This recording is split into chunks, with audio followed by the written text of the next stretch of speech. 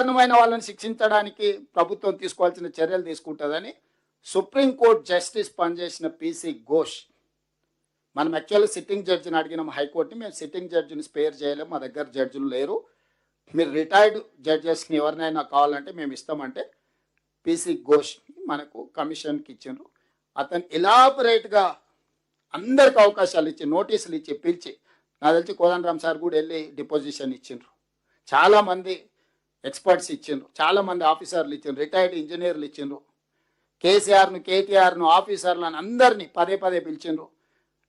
హరీష్ రావు వాళ్ళకి మనం ఇచ్చిన నివేదికలను కూడా లెటర్ పెట్టి తెప్పించుకున్నాడు. అన్ని రకాలు చేసినాక ఫైనల్గా ఆయన ఇచ్చిన రిపోర్టు ఏం చెప్పిండో కూడా ఉత్తమ్ సారు ఈరోజు చెప్పిండు. సో ఇంత జరిగినాక ఈరోజు స్పష్టంగా ఎన్డీఎస్ఏ కానీ విజిలెన్స్ అండ్ ఎన్ఫోర్స్మెంట్ కానీ ఎనీ డిపార్ట్మెంట్, ఎక్స్పర్ట్ డిపార్ట్మెంట్, ఇప్పుడు ఉత్తమ్ కుమార్ రెడ్డి గారు చూపించిన ఏ డిపార్ట్మెంట్ కూడా as it is where it is కింద మీరు గేట్లు మూసేసి నీళ్లు నింపండి, పంపులు ఆన్ చేయండి, నీళ్ళు ఎత్తిపోయండి అని చెప్పలే. మీరు ఇవన్నీ టెస్టులు చేసే వరకు ఏది ముట్టుకున్నా జరిగే ప్రమాదంకి మీరే బాధ్యత వహించాల్సి వస్తుంది. ఇది ప్రమాదం జరగడానికి ఎక్కువ అవకాశం. Not only Medigadda, similar technology, similar సిస్టమ్లు ఉన్నాయి, అవి కూడా కొన్ని క్రాక్స్ వచ్చినాయి. మనం వచ్చినా కూడా నీళ్లు బుడగలు అవి వస్తే వాటిని కొంత ఏదో చేసే ప్రయత్నం చేసినాం. చివరికి వాళ్ళు ఇచ్చిన దాంతో అన్ని గేట్లు పైకి ఎత్తి పెట్టినాం.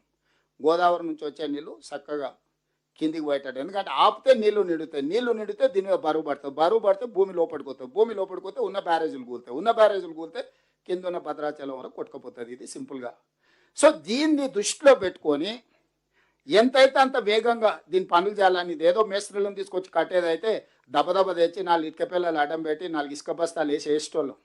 ఎక్స్పర్ట్స్ వచ్చి భూమి లోపల పోయి ఏం పరిస్థితులు ఉన్నాయో స్టడీ చేసి రిపోర్ట్ ఇచ్చి ఏం సమస్య ఉందో కనుక్కోవాలి, ఈ సమస్యకు చూపించాల్సిన పరిష్కారం వాళ్ళే ఇవ్వాలి, ఆ పరిష్కారాన్ని అమలు చేసే బాధ్యతని మనం దానికి అవసరమైన ఖర్చులు పెట్టడానికి ప్రభుత్వం ఉంది. సరే, శిక్షలు, నేరము శిక్ష ఒక పక్కన పెడితే దీన్ని ఎట్లయినా మళ్ళా 1,00,000 కోట్ల రూపాయలు ఇప్పటికే 1,02,000 కోట్లు కాంట్రాక్టర్లకు చెల్లించినాం, దీన్ని ఎట్లయినా నిలబెట్టుకోవాలని మేము తాపత్రయపడుతున్నాం. కానీ మా తాపత్రయం అనేది కేసీఆర్ లాగానే 80,000 పుస్తకాలు చదివినాం అని, ఉత్తమ్ కుమార్ రెడ్డి గారు ఆర్మీలో పనిచేసిండ్రని, నేను ఊర్లో వ్యవసాయం పనిచేసి వచ్చిన మా తెలివితేటలు ప్రదర్శిస్తే ఇక అదేం జరుగుతుందో ఎవరు ఊహించలేరు. అక్కడికి కూడా మేము ఎక్స్పర్ట్స్ని ఒక్కొక్క దగ్గర ఒక్కొక్కరిని ఏర్కొచ్చి దేశంలో ఉండే వాళ్ళన్ని సంస్థల్ని కూడి చేసి, ఇప్పుడు పరీక్షిత్తును కూడా గవర్నమెంట్ ఆఫ్ ఇండియాకి లెటర్ పెట్టి ఆర్మీ ఎక్స్పర్ట్ను డెప్యుటేషన్ మీద తెచ్చుకున్నామని రిక్వెస్ట్ చేసి government of India, is not from our service, is tunnel expert. Jammu Kashmir ఏరియాలో లాంగెస్ట్ టన్నెల్స్ ఇట్లాంటి పనులు చేయడానికి ఆయన టన్నెల్ ఇట్లాంటి దాంట్లో is one of the best minds in India. Uttam Kumar Reddy గారు వారికి ఉన్న పరిచయంతో కనిపెట్టి చేసుకొని తెచ్చుకుంటే, నేను పోయి నాకున్న పరిచయాన్ని బట్టి వారిని డెప్యుటేషన్ మీద తెలంగాణ స్టేట్ గవర్నమెంట్కి, అటు శ్రీశైలం ఎస్ఎల్బిసి ఇటువన్నీ చేయడానికి ఆర్మీలో ఉండే ఎక్స్పర్ట్స్ని కూడా మనకున్న పరిచయంతో వాళ్ళందరినీ తీసుకొచ్చి ఈరోజు తెలంగాణ రాష్ట్రంలో మనం పనులు చేస్తున్నాం. ఒక పక్కన మనం ఇచ్చేస్తుంటే ఈరోజు మీరు నీళ్లు నింపుతారా లేదా, నీళ్లు ఎత్తుతారా లేదా, వారం రోజులు మాకు అప్పచెప్పండి, మా తడాకా చూపిస్తాం. ఏమన్నా ఇక నేను కాదు కానీ మా ఏఐ వస్తాడు అప్పచెప్పురని ఈయన బయలుదేరాను. మరి దీనికి కారణం ఏంది?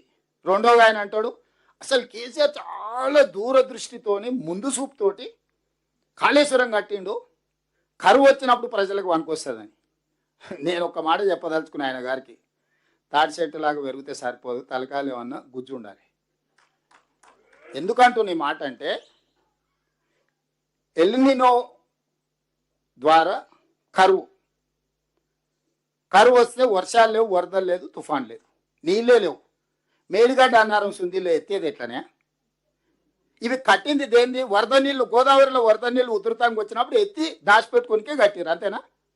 అంతేనా మిత్రులారా? ఇదేంది?